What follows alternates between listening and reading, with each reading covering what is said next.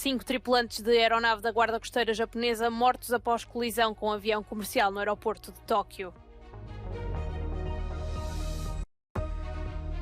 Rússia atacou com drones e mísseis as cidades de Kiev e Kharkiv. Pelo menos 5 pessoas morreram e mais de 100 ficaram feridas. As forças israelitas preparam-se para ataques prolongados na faixa de Gaza que deverão durar todo o ano.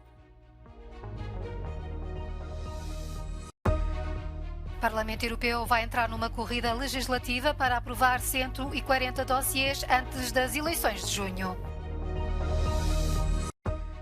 Preços cobrados pelos hotéis em Paris durante os Jogos Olímpicos disparam.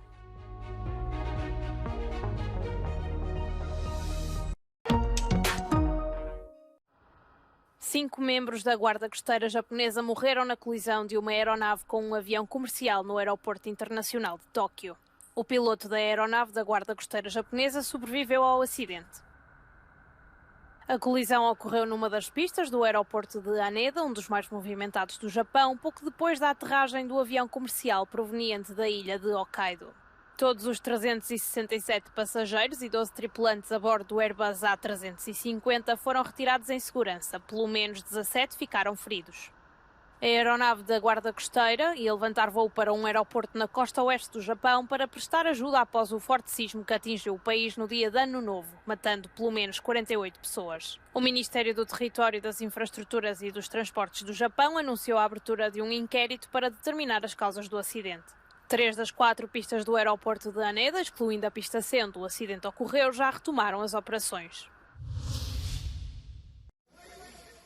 Kiev e Kharkiv, duas das maiores cidades da Ucrânia, estiveram sob uma chuva de mísseis russos na manhã de terça-feira, depois de Moscovo ter garantido que iria retaliar pelo ataque à cidade russa de Belgorod no fim de semana. Em Kiev, as sirenes de alerta soaram durante quase 4 horas e as estações de metro serviram de abrigo aos residentes.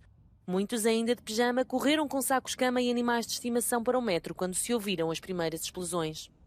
Várias zonas da capital ucraniana ficaram sem energia. Segundo o último balanço das autoridades, pelo menos 5 civis morreram nos ataques a Kiev e Kharkiv e cerca de 100 ficaram feridos. O presidente ucraniano, Volodymyr Zelensky, revelou que as forças do Kremlin lançaram cerca de 170 drones e dezenas de mísseis de vários tipos contra alvos ucranianos, a maioria civis. Moscou intensificou bombardeamentos à Ucrânia depois de, no passado fim de semana, um ataque na cidade russa de Belgorod ter matado 25 pessoas, entre as quais 5 crianças.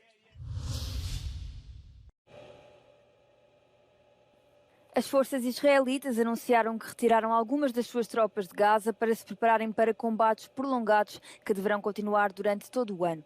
Um ataque noturno na Cisjordânia ocupada matou pelo menos 4 militantes palestinianos. Israel diz que as suas operações na Cisjordânia são preventivas e que têm por objetivo fazer face às ameaças de segurança. O Crescente Vermelho palestiniano estabeleceu o primeiro campo para palestinianos deslocados em Khan Younes com a ajuda do Crescente Vermelho egípcio. Entretanto, as forças de defesa de Israel deram como segura a zona da fronteira com Gaza e anunciaram a primeira fase de um programa para encorajar os israelitas que foram deslocados devido ao ataque do Hamas a regressarem a casa. לפי המלצת צה"ל ומערכת הביטחון, אנחנו נחזיר בקרוב את היישובים שנמצאים בטווח של 4 ועד 7 קילומטר. בצפון העוטף אל בתיהם. קבוצה ראשונה של 7 יישובים כבר נקבעה, הם קיבלו הודעות.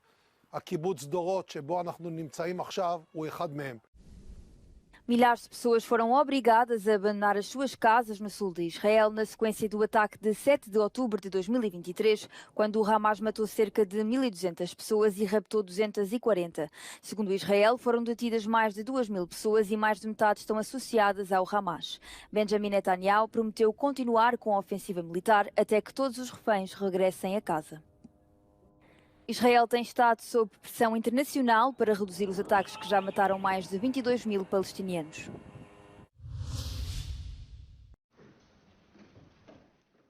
O Supremo Tribunal de Israel declarou nula a reforma judicial do atual governo de Benjamin Netanyahu. 8 dos 15 juízes rejeitaram a lei que reduzia os poderes do tribunal e que dava ao governo uma maior influência na nomeação dos magistrados. O tribunal considerou que esta lei prejudicaria gravemente a democracia israelita. No entanto, esta decisão pode dar origem a uma crise política enquanto os ataques em Gaza o prosseguem. Em julho de 2023, Israel viveu uma situação de divisão política e de protestos diários nas ruas devido à aprovação da Lei da Razoabilidade. Esta lei retirou ao Supremo Tribunal o poder de anular decisões governamentais consideradas pouco razoáveis. Centenas de manifestantes pediram a demissão do primeiro-ministro Benjamin Netanyahu. O líder israelita, que é acusado de favorecer a extrema-direita, diz que são necessárias mudanças para restabelecer o equilíbrio entre os juízes e os políticos. A decisão de anular a legislação de julho poderá reacender as tensões que levaram a protestos durante o verão. A liderança israelita está sob pressão devido à forma como estão a ser conduzidos os ataques contra o Hamas. Só no ano novo, pelo menos 35 pessoas morreram em Gaza. O Parlamento Europeu vai acelerar a aprovação de legislação antes do final do seu mandato, a fim de encerrar o maior número possível de dossiês até às eleições europeias. Embora a ida às urnas decorra de 6 a 9 de junho, os trabalhos das comissões parlamentares encerram no final de abril, dando aos eurodeputados apenas 4 meses para votarem mais de 140 dossiês legislativos. É necessário acelerar as discussões com o Conselho da União Europeia e acrescentar votações extraordinárias em plenário. Es verdad que va a haber sesiones plenarias aquí en Estrasburgo con muchos temas que votar. Normalmente lo que se puede hacer es añadir sesión de voto, por ejemplo, por la tarde para no votar más de 2 o de 3 horas seguidas, de manera que los diputados guarden la concentración. No se puede estar votando durante horas y horas. O novo Pacto de Migração e Asilo, a Lei da Inteligência Artificial e as novas regras orçamentais do Bloco são alguns dos dossiês mais importantes e urgentes. Além de deixar a casa arrumada para os próximos parlamentares, algumas bancadas mais progressistas temem perder poder de voto se confirmar o expectável reforço nas urnas das forças populistas e de extrema-direita mais eurocéticas. Para o líder dos Verdes, a versão final do Pacto de Migração e Asilo é já uma concessão a essas forças políticas. There's still many other files on the Green Deal side. There's this infamous Asylum and Migration Pact too, on which there's an agreement that won't solve anything, and that basically follows the footsteps of the radical right, which I think is also a big mistake. I would say,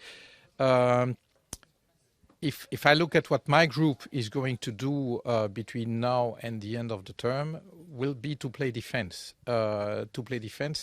Because, well, what I believe is that the vast majority is sleepwalking the European Union into disaster, and we must prevent that. De acordo com as últimas sondagens de opinião, as forças de extrema-direita e radicais no Parlamento Europeu poderão aumentar a sua representação parlamentar nas eleições de junho, enquanto que os partidos de centro e os verdes poderão perder assentos.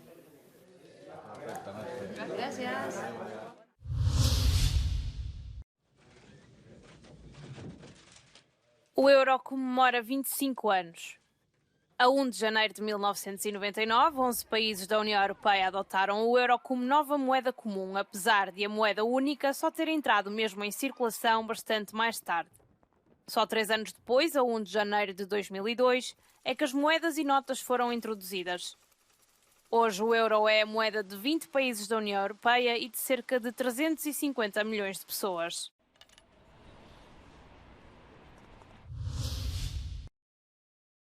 O principal líder da oposição sul-coreana, Lee Jae-myung, foi levado de urgência para o hospital depois de ter sido atacado durante uma visita oficial à cidade de Busan, no sul do país. Lee foi esfaqueado com uma arma no lado esquerdo do pescoço por um homem não identificado. O político de 59 anos é líder do Partido Democrático e perdeu para o Partido Conservador nas eleições presidenciais de 2022 por 0,7 pontos percentuais, a margem mais estreita jamais registada numa eleição presidencial sul-coreana. A internacional espanhola Jenny Hermoso voltou a dizer perante um juiz que, após a final do Mundial 2023, foi beijada na boca sem consentimento por Luís Rubiales, então presidente da Real Federação Espanhola de Futebol, e revelou que foi pressionada a ilibá-lo publicamente. A futebolista foi ouvida terça-feira em Madrid pelo magistrado que investiga o caso que levou a que o presidente da Federação Espanhola fosse afastado do cargo e suspenso durante 3 anos pela FIFA. Jenny Hermoso voltou a dizer que o beijo de Rubiales foi inesperado e nunca consentido. Faltam menos de 7 meses para o início dos Jogos Olímpicos, mas os preços cobrados pelos hotéis em Paris para essa altura já dispararam, de acordo com um estudo realizado por uma associação francesa de defesa do consumidor. A associação comparou os preços com 15 dias de diferença de vários hotéis junto ao Rio Sena e concluiu que o preço médio para a noite de 26 de julho, data que marca a abertura dos Jogos Olímpicos, mais do que triplicou. Se réjouissait d'être venu maintenant à Paris parce qu'on ne viendra pas durant les Jeux Olympiques. À cause de ça? À cause de ça, voilà. For the Olympics then, because of high prices, so we are not coming to visit them. Muitos hotéis também mudaram as condições de reserva. Agora os hóspedes são obrigados a reservar um mínimo de 2 noites.